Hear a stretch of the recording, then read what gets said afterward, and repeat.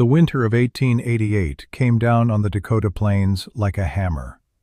It was not a season that arrived with gentle grace, with a dusting of picturesque snow and the cozy promise of hearth fires. It was an invasion. The sky, once a vast and hopeful blue, turned to a sheet of hammered iron, low and oppressive. The wind was not a whisper through the grasses. It was a blade, a relentless predator that scoured the land, searching for any crack, any seam, any weakness in the works of man. It found many. The cold did not knock before it entered. It seeped through the thickest logs, crawled across the floors like a thief, and settled deep into the bones of the settlers who had dared to claim this unforgiving territory as their own. In the small, fledgling settlement of Providence, the signs were all there for those who knew how to read them. The muskrats built their lodges with unusually thick walls. The bark on the north side of the cottonwoods was heavier than any of the old-timers could recall. The first frost arrived not in late September, but in the final days of August, a brittle, crystalline warning that lingered in the shadows long after the sun had risen. The settlers, a hardy collection of Swedes, Germans, and hopeful Americans from the East, saw the signs and did what they had always done. They worked harder.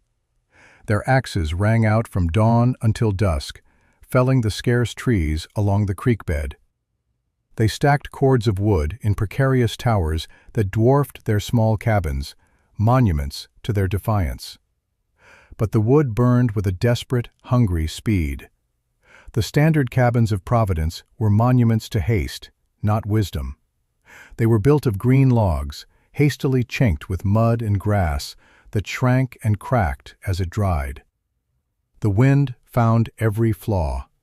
It whistled through the walls, a mournful, mocking tune that spoke of the power outside and the vulnerability within.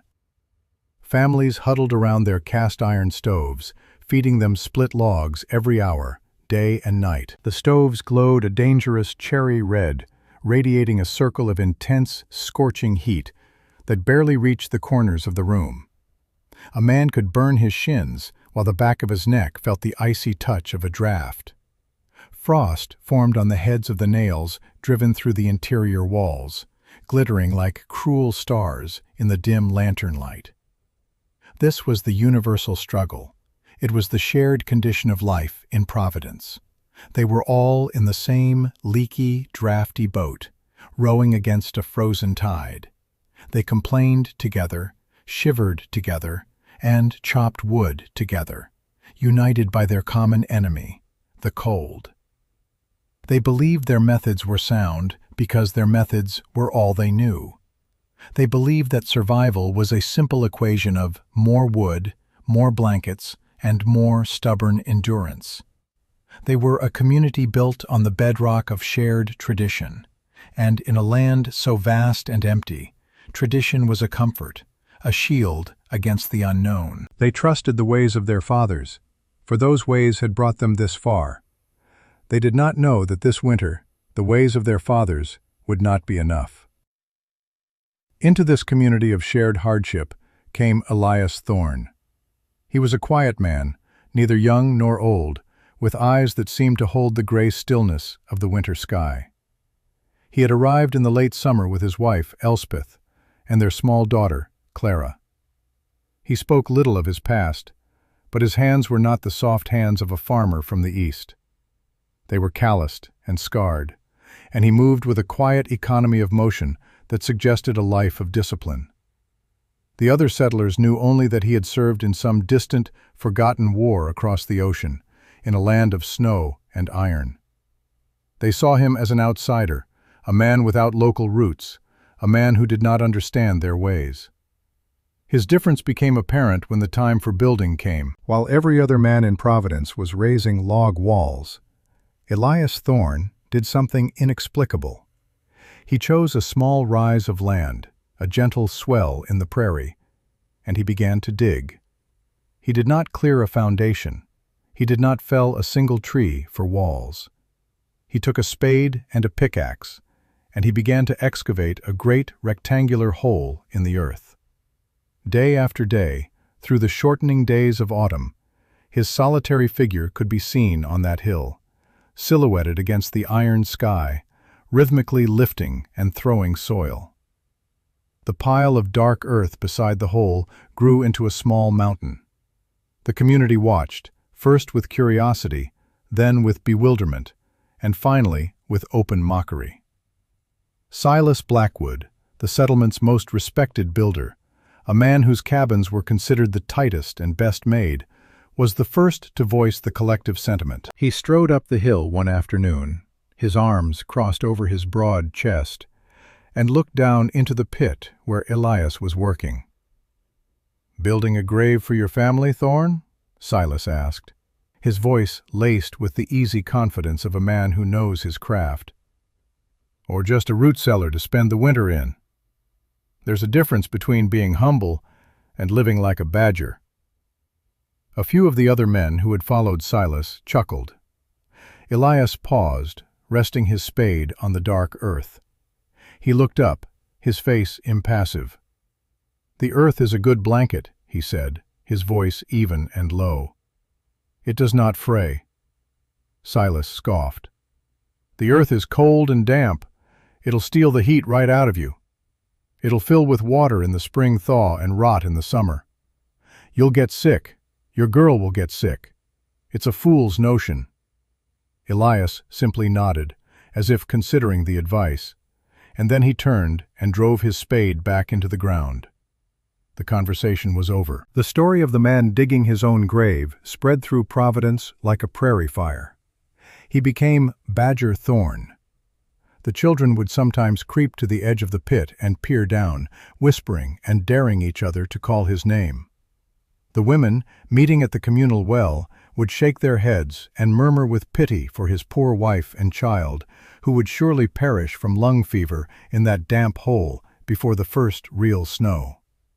They saw his idea not just as strange, but as a rejection of their community, of their shared knowledge. He was an affront to their traditions, a man whose pride or foolishness was leading him to endanger his own family.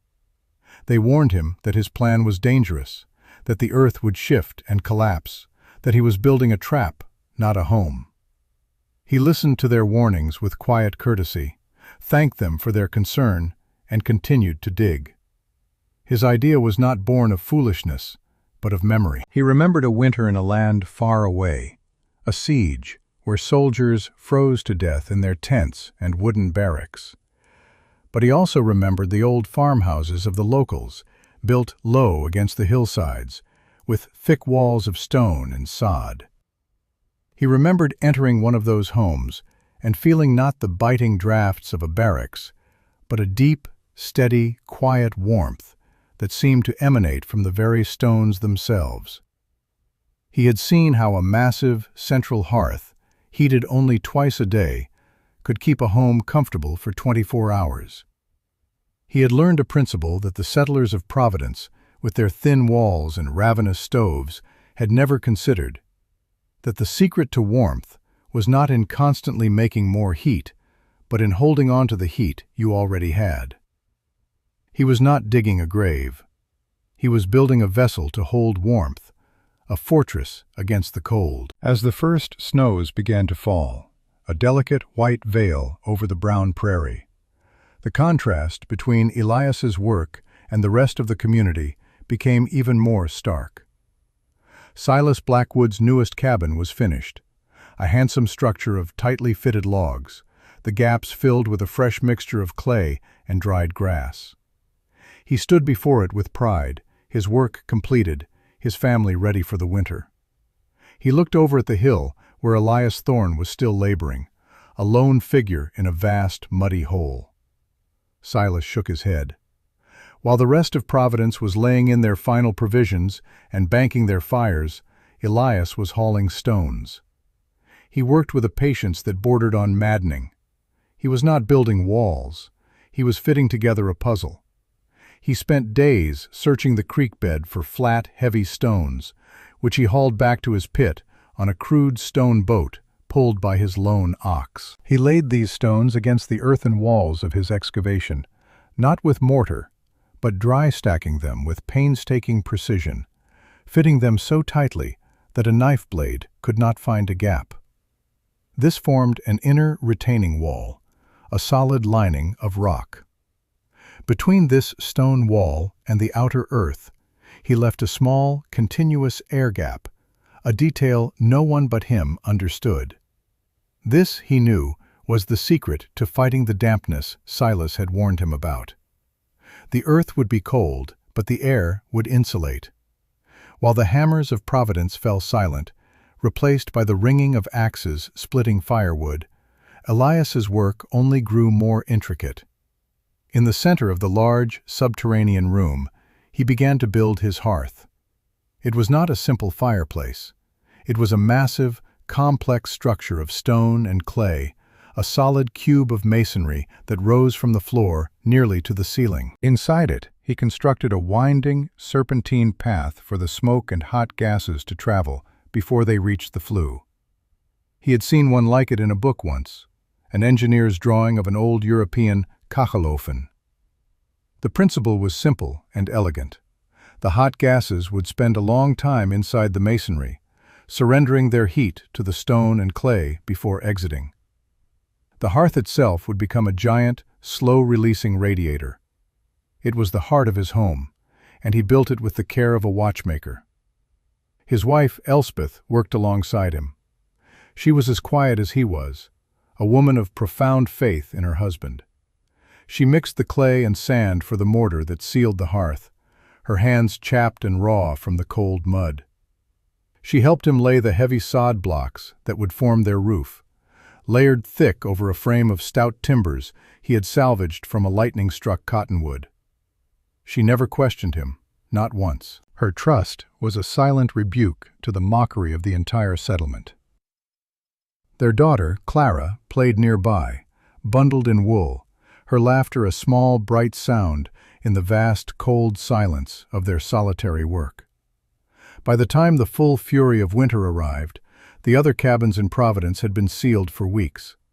Their inhabitants were settled into the grueling routine of survival, the endless cycle of feeding the fire, huddling close, and listening to the wind howl. Elias Thorne's home was finally complete. From the outside, it was barely visible. It was just a low mound on the prairie, a gentle rise covered in snow, with a single sturdy door set into the hillside, and a short, stout chimney pipe puffing a thin, lazy wisp of smoke. It looked more like a part of the landscape than a human dwelling.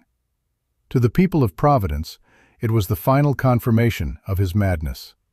He had buried his family alive. They settled in for the winter, pitying the Thornes, and congratulating themselves on their own sensible, traditional, and dangerously cold homes. The great storm did not arrive with a warning. It simply appeared. One afternoon in early January, the gray sky darkened to the color of a bruise. The wind, which had been a constant, nagging presence, fell into an unnerving silence.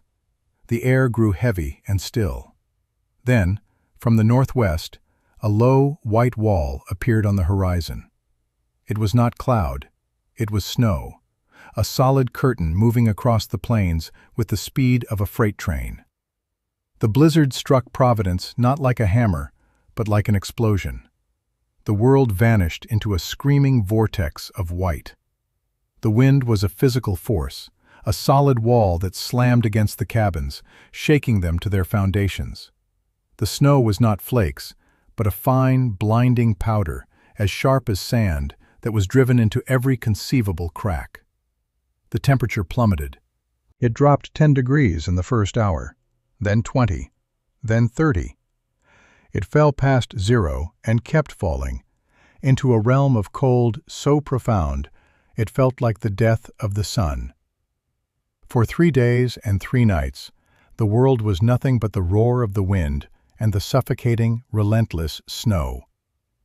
Inside the cabin of Silas Blackwood, the fight for survival was desperate. The wind screamed through the log walls.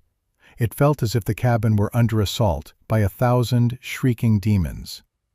The fine, powdery snow blasted through the chinking, accumulating in ghostly white drifts along the walls and in the corners of the room. Silas and his wife stuffed rags and spare clothes into the cracks, but it was a futile gesture. The cold was an unstoppable flood. Their stove, atop of the line Defiant, was roaring, its sides glowing a dull, angry red. Silas fed it constantly, his movements frantic. The precious woodpile he had thought would last until March was disappearing at a terrifying rate. Despite the raging fire, the room was freezing. The heat was sucked away as fast as it was produced. A pail of water just 10 feet from the stove developed a skin of ice. Their youngest son, Thomas, was bundled in every blanket they owned, but he was shivering uncontrollably, his breaths coming in shallow, ragged gasps. Fear, colder and sharper than any wind, began to settle in Silas's heart. He was the best builder in Providence. His cabin was the strongest. If he was failing, what hope was there for anyone else? He looked at his dwindling woodpile, then at his shivering son, and knew with a sickening certainty that they would not last another day. The ways of his fathers were failing him. On the hill, inside the mound of earth, the world was different. The roar of the blizzard was a distant, muffled rumble, the sound of a faraway ocean. The wind could not get a purchase on the low, rounded roof. It simply flowed over it. There were no walls to shake, no cracks for the snow to penetrate. Inside, the air was still and calm. The central masonry hearth was not glowing red. It was simply warm to the touch, like a sun-warmed stone on a summer afternoon. It radiated a gentle, even heat that filled the entire space. There were no cold corners. The temperature was a steady 60 degrees, from the floor to the ceiling. Elias had built a small, hot fire of dried willow branches that morning, just for an hour. The superheated gases had wound their way through the intricate channels of the hearth, leaving their warmth deep inside the tons of stone and clay. Now, hours later, that stored energy was being slowly, steadily released into the room. Their wood consumption was laughably small, a mere fraction of what their neighbors were burning. Elspeth was sewing by the light of a single oil lamp. Clara was on the floor, playing with a cornhusk doll, her cheeks rosy with warmth, not fever. They were not surviving, they were living. The storm outside was an abstraction, a story from another world. Elias sat at his small table, reading a book, the picture of tranquility in the heart of the tempest. The contrast was absolute. In one dwelling, a desperate, losing battle was being fought with a roaring fire against an invading cold. In the other, a quiet, strategic victory had been won with a small fire and a mass of warm stone. One was the way of brute force, the other, the way of wisdom. One was the product of prideful tradition, the other, of humble observation. As the second night of the blizzard descended, the temperature outside plunged to 40 below zero. In Silas Blackwood's cabin, the last of the firewood was gone. The stove grew cold. The frost on the walls began its inexorable creep inward.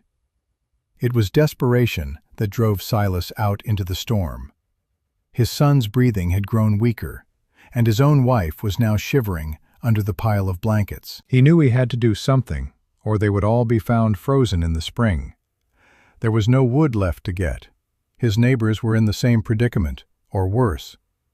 There was only one place to go, one last foolish hope: the Badger's Hole on the hill. He thought of Elias Thorne, the quiet fool he had mocked. Perhaps they were already dead, frozen in their damp pit. But it was the only chance he had. He wrapped himself in his heaviest coat, pulled his hat down low, and told his wife he would be back. The journey was a nightmare. The 50 yards from his cabin to Thorne's mound felt like 50 miles. The wind tore at him, trying to rip the breath from his lungs. The snow was so thick He could not see his own hands in front of his face. He navigated by pure instinct, stumbling, falling, crawling on his hands and knees. He was guided by the faint, flickering memory of where the mound was. He nearly missed it, a low shadow in the maelstrom of white. He found the door more by touch than by sight, his frozen hands fumbling for the latch. He fell against it, expecting to find it barred or frozen shut. It opened. He tumbled inside, out of the screaming chaos, and into a profound, shocking silence. He landed on a dry, earthen floor, and the first thing he felt was the warmth. It was not the scorching, temporary heat of his stove. It was a deep, pervasive, gentle warmth that seemed to come from everywhere at once. It soaked into his frozen clothes, into his numb skin, into his very bones. He pushed himself to his knees, blinking in the soft lamplight, his eyes struggling to adjust. He saw Elspeth Thorne look up from her sewing, her expression calm. He saw the little girl, Clara, sleeping peacefully in a small bed in the corner. And he saw Elias Thorne, sitting at the table, who simply closed his book and looked at him. Silas was speechless. He stared around the room. It was not a damp, dark pit. The air was dry and fresh, circulated by two small, clever ventilation shafts Elias had built. The walls were not crumbling earth, but neat, solid stone. The light from the lamp reflected softly off the whitewashed clay plaster of the central hearth. It was a den, a sanctuary, a place of impossible peace and warmth. He saw their tiny woodpile, barely touched. He thought of his own family, freezing in the dark, and shame washed over him, a heat more intense than the room's. He had been so proud, so certain. He was the expert, and he had been so profoundly, dangerously wrong. Elias did not say, "I told you so." He did not gloat. He did not ask what Silas wanted. He simply stood up. "The storm is not yet done," he said, his voice calm and matter-of-fact. "Bring your family. There is room." Those 4 words broke something inside Silas. The pride, the certainty, the lifetime of believing he knew best. It all crumbled away, leaving only the raw, humbling truth. He had mocked this man, and this man was now offering to save his life. He could only nod, tears freezing on his cheeks, as he stumbled back to the door, back into the hellish storm, now with a purpose, a destination, a sliver of impossible hope.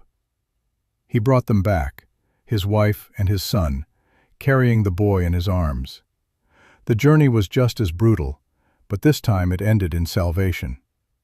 Elspeth took the boy from him, unwrapped the frozen blankets, and placed him near the warm stone of the hearth.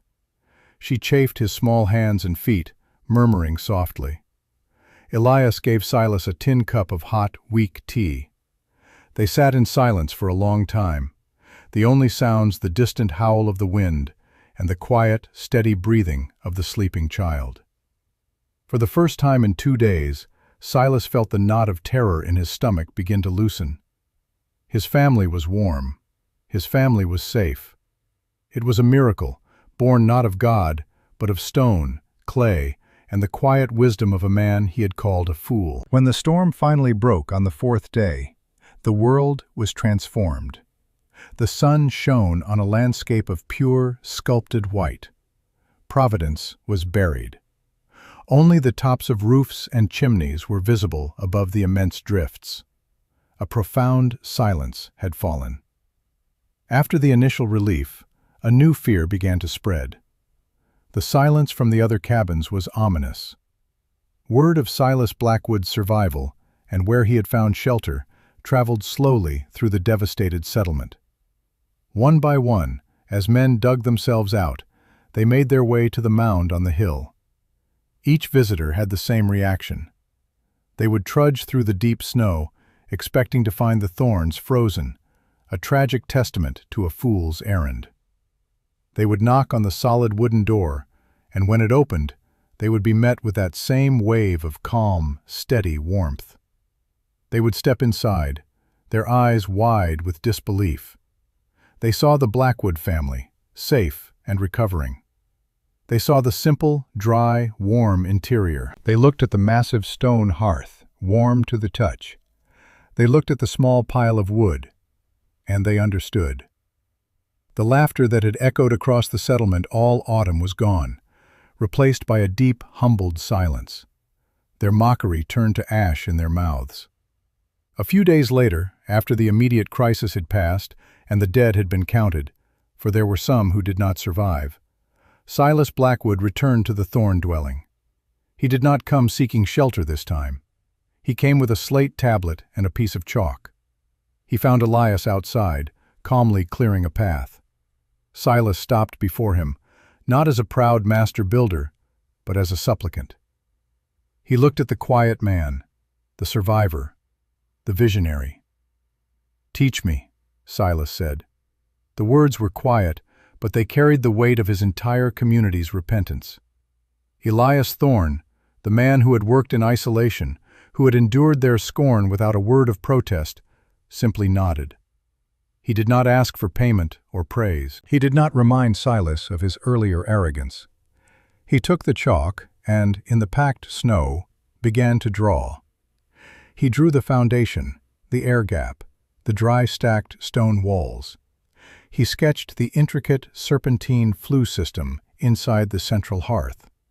He explained the principles of thermal mass, of how stone and earth could be a battery for heat. He spoke of insulation, of how the enemy was not the cold itself, but the loss of warmth. He shared his knowledge as freely and quietly as the hearth shared its heat. Silas listened, his face a mask of concentration, scratching notes onto his slate. Other men from the settlement gathered around, their faces grim and serious. They were no longer scoffers, they were students. They had paid a terrible price for their ignorance, for their blind faith in tradition. They had learned the hardest lesson the prairie could teach, that nature does not care about the ways of your fathers. It only respects what works. And the mound of earth, the badger's hole, had worked when their proud log cabins had become frozen tombs. That spring, a new sound was heard across the settlement of Providence. It was not the ring of the axe, but the scrape of the spade. The landscape began to change. On the gentle slopes and rises, men began to dig. They were not building cabins. They were laying the foundations for new homes, homes built on the principles Elias Thorn had taught them. Silas Blackwood, once the most vocal skeptic, was now the most fervent evangelist for the new method. He supervised the work, his slate tablet always in hand, ensuring that every detail, the air gap, the stone lining, the massive central hearth, was replicated with precision. The settlement was literally digging in, remaking itself in the image of the one home that had weathered the storm. The collection of vulnerable wooden boxes on the prairie was slowly being replaced by a community of resilient, earth-sheltered sanctuaries. The story of the Great Blizzard of '88 and the settlement that survived by going underground became a quiet legend on the plains. Travelers, land surveyors, and new waves of settlers would pass through Providence and marvel at the strange, low-slung homes, their sod roofs green with prairie grass in the summer. They would hear the tale of the quiet outsider who had listened to the earth instead of to the loud voices of men. The Thorn method, as it came to be known, was adopted in other fledgling towns across the territory. The idea spread, not through books or newspapers, but through the simple, powerful testimony of survivors. It was a lesson written in stone and soil. Elias Thorn never sought credit. He remained a quiet member of the community, respected and listened to, but never boastful. He lived out his days in the warm, peaceful home he had built with his own hands, the home that had saved them all. Years later, when old Silas Blackwood would tell the story to his grandchildren, he would always end it the same way. He would point to the hearth in his own earth-sheltered home, a hearth he had built himself under Elias's patient instruction. The greatest wisdom, he would say, his voice thick with the memory of that terrible winter, is not in knowing everything. It is in knowing when you are wrong. The winter of 1888 came down on the plains like a hammer.